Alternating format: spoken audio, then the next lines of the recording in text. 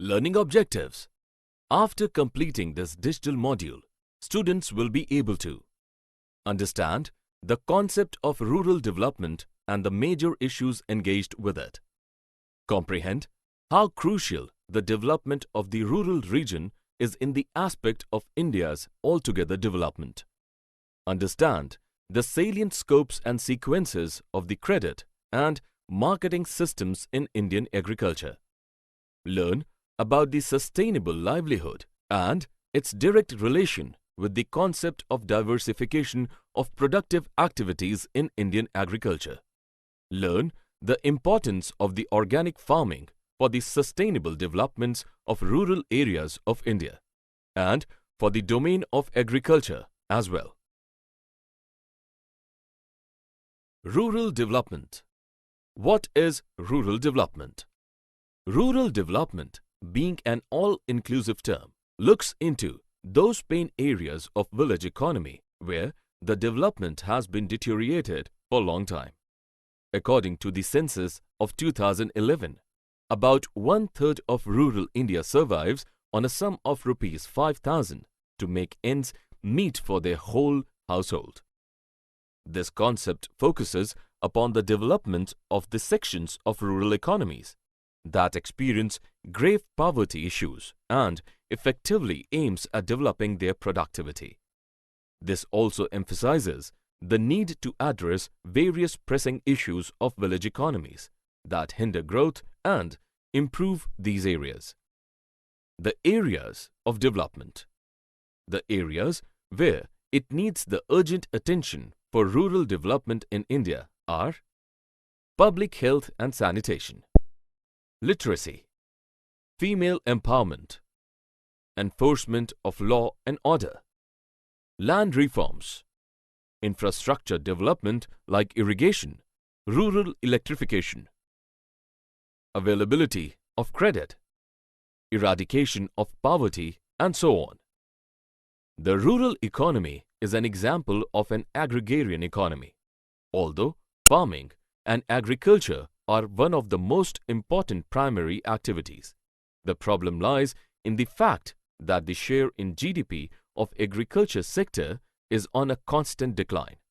At the same time, about two-thirds of India's population depends on agriculture. As a result, the productivity is not up to the mark, with conditions only getting worse. The scope of improvement. In essence, the infrastructure of rural areas should drastically improve. Secondly, the quality education can help in achieving the goal of eradication of many social evils. Besides this, the access to easy credit and loans should be available by improving the banking system in rural areas. Agricultural credits in India. In agriculture, the farmers used to borrow the money for their initial expenses like seeds, irrigation, as the gestation period from sowing the seeds to selling the final products in market is very long. During post-independence period, the inadequacy of rural credit drew the attention of the Reserve Bank and the government for several times. Following the recommendations of the Committee on Agriculture and Rural Development, the National Bank of Agriculture and Rural Development (NABARD) was set up in 1982 for providing credit for promotion of, among other things, in agriculture.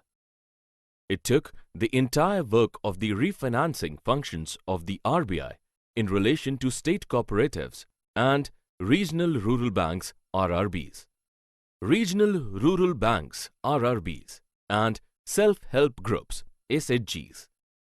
After Green Revolution in northern India, the portfolio of rural credit became diversified in the aspect of production-oriented lending. Several commercial banks, regional rural banks (RRBs), cooperatives, and land development banks have structured the rural banking today by dispensing the adequate credit at cheaper rates. The self-help groups or SHGs are consisting of groups of 15 to 20 people came together with an objective of creating the financial cushion in the times of individual or collective exigencies. by creating self-help promotional institutions SHPIs.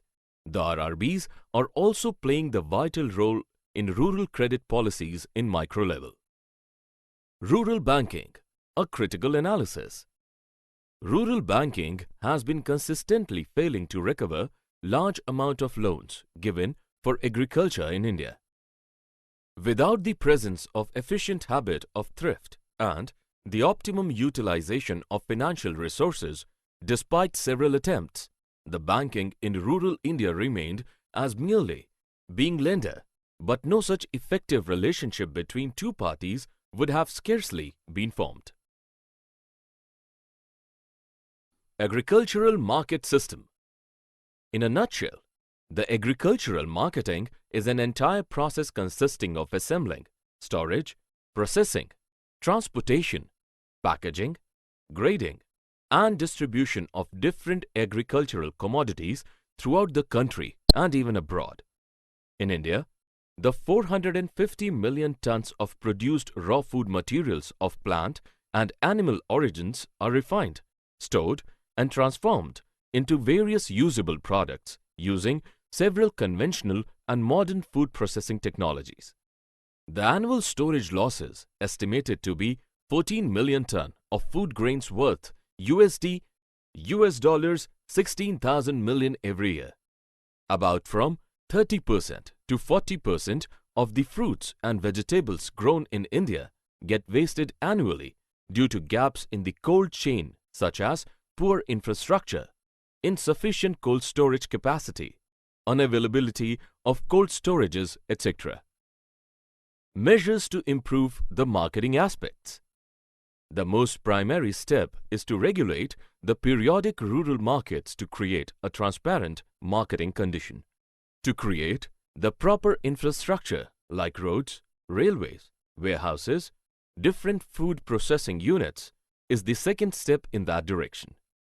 The third aspect is the cooperative form of agriculture and marketing.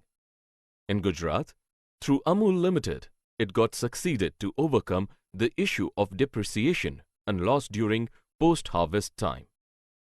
The Government of India has announced the minimum support prices MSPs for procurement of the food grains considering the factors of the cost of various agricultural inputs and the desired reasonable margins for the farmers, for the producers as well. Food Corporation of India, FCI, being a nodal agency, works in this category through other governmental agencies.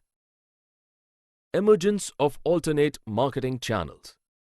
The farmers in rural area get the advantages of private mandis and several food processing units and other fast food chains to sell their agro products and thus to avail the opportunity of increased incomes. Diversification of productive activities. The diversification in this regard includes two aspects. First, relates to the diversification of crop production and the second relates to a shift of workforce from agriculture to other allied activities and non-farming sector, excluding the Kharif season, being concentrated as per with the employment activities by the time of Rabi season. The irrigation depriving areas used to find a severe decline in gainful income and any sustained employment. The way of diversification is also the key to convene the changing demand patterns with supply and more importantly to act as an overall risk relief for the producer himself. Further, this is also a key enabler for achieving sustainability, given the current state of affairs on usage of water, agro inputs and soil. Agriculture and allied services. The average land holding of Indian farmers has been consistently declining over the last 2 decades, down by 20% to 1.15 hectare. The silver lining, though, is that nearly 2/3 of the total agriculture production today is of high value in nature, a definite contrast from the state of affairs during the Green Revolution.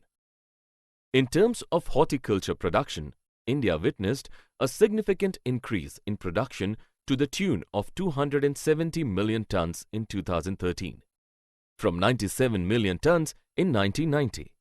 Similarly, the milk production, it stood at around 53 million tons in 1990 and approximately 140 million tons today, witnessing a growth of more than 150%. Boosting diversification. To further augment the rural income, we need to move up the curve through some key focus areas of intervention. They are 1. Innovative institutional mechanisms and structures. 2. Policy interventions. 3. Sustainable risk management. 4. Technology and innovations. 5. Infrastructure development. And 6. Skill development. Different allied services. Livestock are domesticated animals raised in an agricultural setting to produce labor and commodities such as meat, eggs, milk, fur, leather and wool. Animal husbandry output constitutes about 32% of country's agricultural output. The contribution of this sector to the total GDP during 2006-2007 was 5.26%. Moreover, India is the highest producer of milk. The country accounts for 57% of the world's buffalo population and 14% of cattle population. The average annual growth rate of fish production during the sixth five-year plan was only 3.94%. The major constraints were over-concentration on shrimp fishing, non-exploitation of unconventional fishery resources in the marine sector, and slow progress in the expansion of extensive and semi-intensive aquaculture system in the inland and brackish water fisheries. Horticulture and sericulture. Horticulture crops, particularly fruits, are now receiving increasing attention in view of its increasing commercial importance accentuated by quick transportation to vast internal market. More than 3 lakh hectares have been brought under drip irrigation, and the ninth five-year plan envisages to bring another 80,000 hectares of land in different states under drip irrigation. India produces all 5 known silk varieties as being the only country in the world like mulberry, tropical tassa, oak tassa, erai and muga, of which muga with the golden yellow glitter is unique and prerogative of India. Sericulture industry provides employment to approximately 8.25 million persons in rural and semi-urban areas in India during 2015-2016. Cottage industries in rural India. Village and cottage industry is defined to be an enterprise of series of operations carried on by a workman skilled in the craft in his own responsibility, works mainly in his own home, using his own tools and materials, and provides his own labor or at most with the assistance of his family member. Sustainable development and organic farming. Organic farming is a system which avoids or largely excludes the use of synthetic inputs such as fertilizers, pesticides, hormones, feed, etc., and to maximum extent feasible relies upon crop rotations, crop residues, animal manures, off-farm organic waste, mineral-grade rock additives, and biological system of nutrient mobilization and plant protection. Benefits of organic farming. As modern life sciences develop, we can find 8 salient benefits of this type of agriculture in respect with its conventional counterpart. They are: organic farming discourages environmental exposure to pesticides and chemicals absolutely. It helps to build the soil healthy and to be ready for next farming as well. The soil erosion can also checked in way of farming. the effects of global warming can be reduced by this genre of farming. The water conservation and its general health are supported by this type of farming. The incident of algae blooms is primarily checked by the organic farming. The animal health is supported by this.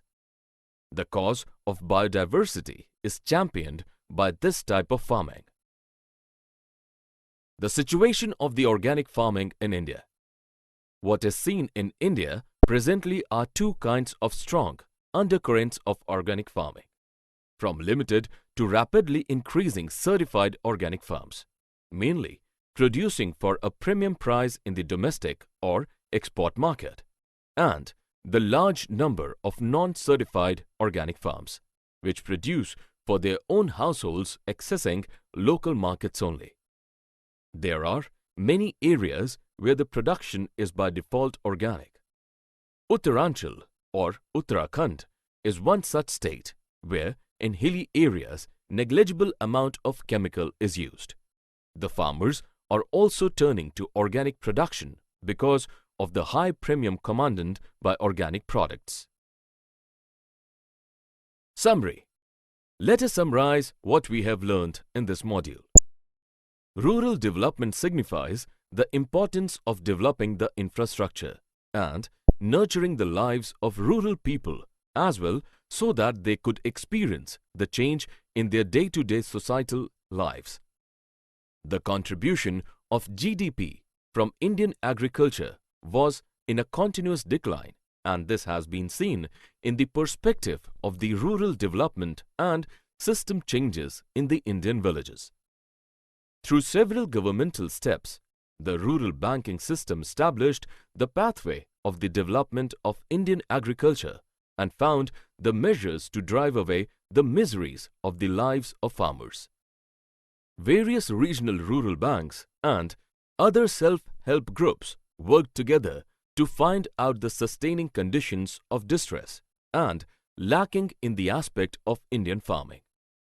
There is still a need to develop about 27,000 rural periodic markets as regulated marketplace to realize the full potential of rural markets.